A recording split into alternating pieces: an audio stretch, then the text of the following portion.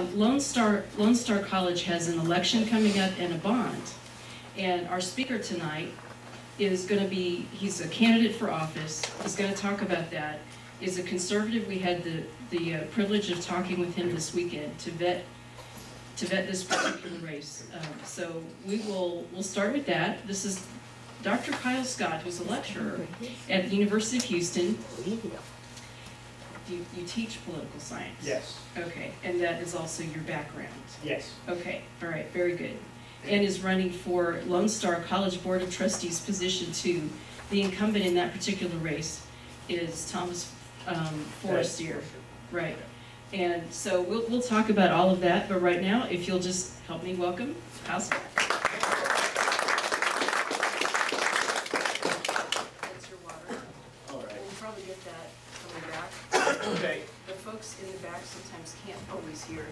Is there anybody who cannot hear me? Because I can't think unless I'm moving. So if I'm tethered down to that, or have a microphone with a cord, I'll trip myself or strangle Mr. Boyd. So we'll try to avoid both if those in the back can hear me. I'm here to talk about, the title of the talk is Go Local. I think we miss a significant opportunity. We miss a lot of the grain and the texture and the opportunities that American politics affords to us by focusing almost exclusively on the national level when we talk about elections. From my point of view, I know November was disappointing. There's 30 governors and 27 state legislatures which are dominated by Republicans. I hardly see owning a majority of state governments as a failure. Of course, many of the court decisions that are open to us, whether they be over Proposition 8 or whether over the question of Obamacare, these are not just policy-oriented questions. Whether they are court decisions which threaten the federal nature of our system by violating, I think, primarily the 10th Amendment. If you're not familiar with the 10th Amendment, allow somebody to please read it to us. The 10th Amendment. The powers not delegated to the United States by the Constitution, nor prohibited by it to the states, are reserved to the states respectively, or to the people. So I would defy anybody to pull out their pocket Constitution and point to the words healthcare or marriage. Those seem to be fundamental issues that reside at the state and the local level. Of course, it will come as no surprise to you to find out that some Supreme Court justices have not read the Constitution, or it may just appear that way. When I was a professor at Miami University in Ohio, they like to use the phrase that we were a university before Florida was a state, right? It's Miami University in Oxford, Ohio. A band came there and said, I'm at Miami University, not in Florida, and Oxford, not in England, right? It's just a confusing place to be. A Supreme Court justice came to give a talk. And at the time, I taught constitutional law, so I was allowed to bring 2 or 3 students to listen to this Supreme Court justice speak. And the student stood up, Mr. Bates, Eric Bates. Will forever remember this young man. He said, Justice, Professor Scott, our professor, always asks us to define certain words. And one word we've been stuck on this semester is the word liberty. So could you please define it for us? And the question this justice received right before was, is it true that you always carry a pocket Constitution with you? And the justice said yes. So the follow-up is natural. Please define liberty. He or she said, they can't hear us in Arizona. If you know, okay. To which this justice said, well, because liberty doesn't appear in the Constitution, I don't feel the need to define it. In which case, professors weren't allowed to ask questions, said, it's in the preamble, the 5th and the 14th. Would you please answer the question to Mr. Bates? At one point, then, I didn't get to hear the answer because I was escorted out. But that's beside the point, at least for this topic. Because I think the importance of going local is fundamental. Because federalism, as I understand it and as I appreciate it, is the only ethical form of government. It's the only one which connects closely and meaningfully those being governed and those doing the governing. The further away, the greater the distance is between those two groups, the more abstracted the values become and the greater the disconnect. Only a far away, distant, centralized system of government is capable of the worst types of tyranny, I would suggest. And I don't think I'm alone on this, at least with regard to Thomas Jefferson, who said, "The way to have good and safe government is not to trust it all to one, but to divide it among the many, distributing to everyone exactly the functions he is competent to. It is by dividing and subdividing these republics from the great national one down through all its subordinations until it ends in the administration of every man's farm by himself, placing under everyone what his own eye may superintend. That all will be done for the best." Yeah, absolutely. The only way to control power, and the Federalist Papers set this up, pit interest against interest, pit ambition against ambition.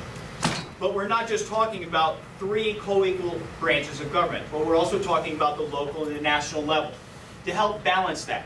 But the idea of federalism is grounded deeper just in the American writings.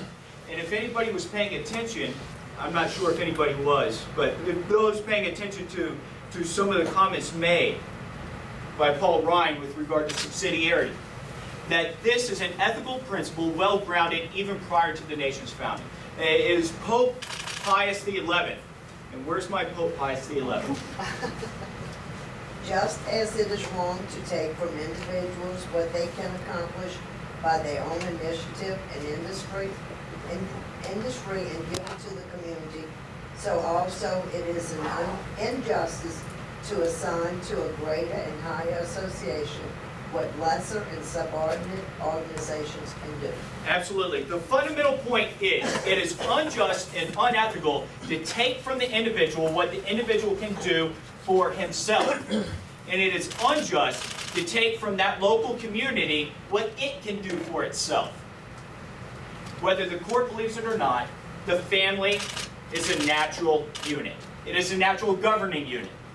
When families come together in the forms of clans or townships, they do so for the betterment of the individuals within the family as well as within the family.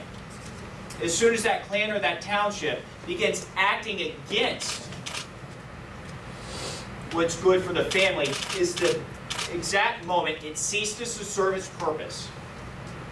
And what do we know about townships, Alexis de Tocqueville? The village or township is the only association which is so perfectly natural that wherever a number of men are collected, it seems to constitute itself. The town then exists in all nations. Whatever their laws and customs may be, it is a man who makes monarchies and establishes republics. But the township seems to come directly from the pen of God. But although the existence of the township is believed without a man, its freedoms is an infrequent and fragile thing. It's fundamental to this idea. These natural orders, as counterintuitive as it may seem, these things which are natural, the local townships, the family, the clan, they're always under constant threat of being abstracted from and turning in to a more centralized governing structure. For some reason, we turn to that central governing structure, and it's always taking the power away. And we tend to always be looking there. In fact, David Brooks says this quite clearly in one of his columns. American history can be seen as a series of centralizing events. Many liberals have tended to look at this centralizing process as synonymous with modernization, inevitable and proper. As problems like inequality get bigger, government has to become more centralized to deal with them. And I fundamentally disagree with the premise that a centralized answer is the best answer. Although it's one that we're tending towards.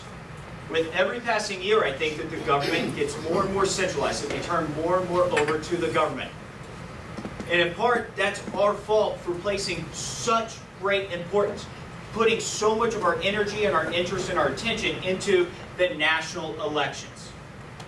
You want to have an impact. and I might be preaching to the choir here. You want to have an impact. You want your money to matter. You want your vote to matter. You want to matter. You do it at the local level. Lone Star College election is coming up, May 11th. Shameless plug.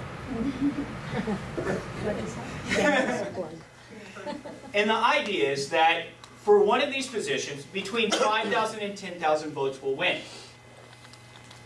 In Harris County alone, Mitt Romney received over 500,000 votes. In which election are you likely to be the winning vote? Local election. Yet, we generally don't focus on these things. How much money, what was it? Each of the presidential contenders raised close and spent close to $1 billion. I am not able to contribute enough to make a difference in them, to make them recognize me. So we focus on the local. We focus on the local levels. Why? And as we're seeing now, what happened? Because the local isn't irrelevant. We don't like what the national leaders are doing. We elect local leaders with the courage to stand up and say, you pass it, we don't implement it. It's called interposition. It's been around forever. Nullification. We don't go so far as to secession because we just said the pledge. You can elect people who just say, you pass it, we don't implement it. But the only way you do it is by realizing that it matters. And that you elect those leaders at the local level who have the courage to say, I don't wear handcuffs. I was elected by the will of the people, and I have as much right as other elected officials to say yay or nay on what's going to occur in my community. If you don't like it, then run against me. Run somebody else against me.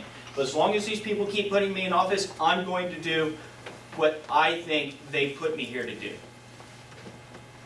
Which brings us directly to the Lone Star College question. Because I think all too often, those elected to either school board or board of trustees are very quick to say, I love to do these things. I would love to do these things for you. But we're not able to. Well, it's true. Every office comes with its inherent set of limitations. But there's no reason why somebody on the board of trustees can't go to other ISD meetings in the area and say, how can we work together to reduce the need for remediation at the community college level? What is it that the community colleges can do to help you educate your students so that they're prepared to come to college? What is it that we can do together? Remember, this isn't necessarily just a junior college. These are community colleges. They're given their powers through the 7th article of the Texas Constitution. Not only that, they need to be able to go to the state legislatures as a part of the Board of Trustees. We don't like how they're funding the students. Just go and tell them, we don't like how we're funding our students. We need to come up with a better way in which we can meet our students' needs. It's not enough to say, well, these are our limitations. We'll just stop there. But abstracting even from this and going a little bit more specific, if we're going to focus on the Lone Star, it's not just the boards of trustees who aren't, I think, being proactive enough. But as the board, it's our duty to hold accountable those people spending the money and making decisions at the college level. In fact, that's what a board's supposed to do. The first thing that has to happen, though, is that there's transparency within the college system. They get to spend our money. We should be able to see how they spend it. There needs to be an online check register. I just heard at a meeting, Tomball ISD does it. Why every ISD and community college doesn't do it, I'm not sure. If you write a check for $2 or $500,000, we need to see to whom and for what that money was spent. All of us should be able to just point, click, and see. But then you also have the problems of, if I win, you know what I get, and this will be awesome. A credit card. This is awesome, right? I mean, because we all know the great things to do with credit cards, right? Yes. So you have to make those bills, put those bills online as well. If you're on company time, and you're partaking in a company activity, you have to be able to prove that what you were doing was related to company business. You put your minutes online. Somebody has to be there to provide those. Because if you're paying for my lunch, I better be doing something for you. And that's, it seems like common sense, and tell me if I'm wrong about this. But unfortunately, I'm not sure common sense always holds the day. Am I right or wrong about that? Tell me I'm right, at least in front of other people. All right. So then the fundamental idea is that we need to bring transparency, responsibility, and perhaps a little backbone to the board. Because the administration should not be in charge of telling the board what to do. Whether it's to, we need more money to build more buildings. So will you guys approve a bond? 9-0, rubber stamp, there it goes. There's a bond issue on your May 11th ballot as well. If you don't care about me and my positions, putting me on the board of trustees, at least care about the debt that's about to equal $1 billion if the bond passes on May 11th.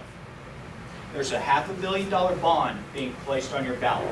There's a reason these elections occur in May in the off years, just because the people who benefit are most aware and are more likely to turn out to get that thing to pass.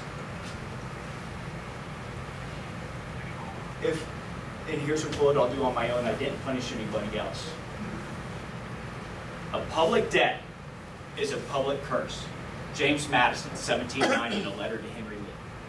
We know what public debt does. It shackles the current generation, it shackles the next generations, it removes options that are on the table.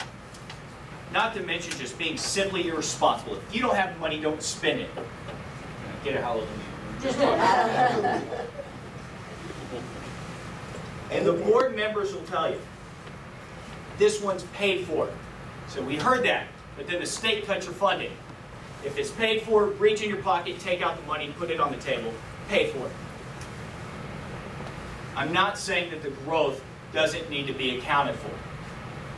What I'm saying is that there's efficient, effective, and smarter ways to account for the growth that could potentially, not guaranteed, they could potentially be coming into the Lone Star College system. There's no reason to think that a greater number of classes cannot be moved online. A greater number of classes cannot be moved into a hybrid format. Brick and mortar is going the way of my BlackBerry. I'm almost embarrassed to say I have a BlackBerry because even my kids make fun of me. My son's 7, right? I should say the rotary phone, right? I get made fun of by everybody. It just comes with it. We'll never get rid of the classrooms. We don't need to get rid of the classrooms, and we shouldn't get rid of the classrooms. But we do need to recognize that online learning serves a valid role. It helps part-time students. It helps commuter students to receive an education that they need. And it does it at an effective, cheaper cost. We need to partner with local businesses to match students with future potential employers while they're in college. Internships, paid internships, hopefully, that turn into paid jobs, because that's the goal of a community college, is to prepare these students to re-enter the community, become not just weights on the community, but as vital parts of the community that then feed back into the cycle. Should be a reciprocal relationship. We need to reach out to the large corporations in our area that benefit if the college does well. Say, would you like to put your name on the building? Heck, you'll pay for the Astros, pay for this. Is it just me, or are there any other disheartened baseball fans in here? But, yeah, you can tell, right? I'm a baseball fan. How old-fashioned is it? Whatever. But aside from that, and I'm getting off on my train of thought here, the corporate partnership aspect. And we also need to level out these peak hours. Because they're building the buildings and the parking spaces for just a few peak hours a day. While on Fridays and Saturdays, and in off-peak hours, classrooms and parking spaces sit empty. We need to even that out and make it a more even flow of students throughout the day and throughout the week by simply offering classes at those times, first of all, and then once those get filled and if students just won't sign up for them, then incentivize the students. If we think the free market works, allow it to work. reduce student rates and student fees, because I would rather have half of the student money than no money at all. And you get them in the habit to signing up for these courses. From the number of people that I've heard some of these groups that I've been visiting, it is nearly impossible for groups and organizations, unless they know somebody within the university, to be able to get a room for a for-profit or for a non-profit activity. We need to make it easier to rent out these spaces to interested parties. Generate the revenue. Just keep it coming in, but don't generate revenue from taxpayers just because it's the easiest way to do it and it's the way we've always done it. I think I bring a unique set of skills as a private business owner and as an academic that hopefully will show some improvement. It's one voice of 9, but that's not an excuse if I get on there. Rather, you need somebody who can look up and just say, tough, this is what we're going to do. If you guys don't like it, I'll take it upon myself and explore these other opportunities, and I'll bring you back what I find on my fact-finding missions. You go public, you raise awareness, and you bring people to the meetings with you. This is the people that you're going to have to be held accountable by. Tell them why you want to raise their taxes.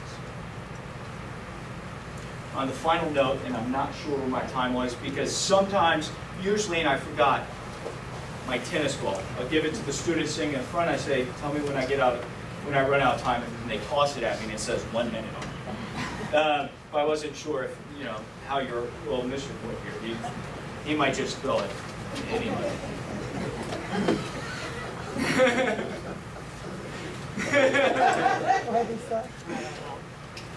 So just by way of recap, what I've tried to do, and what I would like to do, because I'm an educator, is to help improve the education system. But I hope that you guys now at least understand why, not just on a practical level, going local is important, but on a moral and fundamental level. It's the only way that your interests can be truly represented. It's the most humane and ethical form of government because it is the one that allows you, as a person, to determine your own path. It respects your dignity. Reach out to your local officials. Make your voice heard at the local level. And vote for those who have the courage to tell those at higher levels, no, this doesn't make sense for us, this doesn't make sense for our community. I know because I'm one with the community. And that's all there is.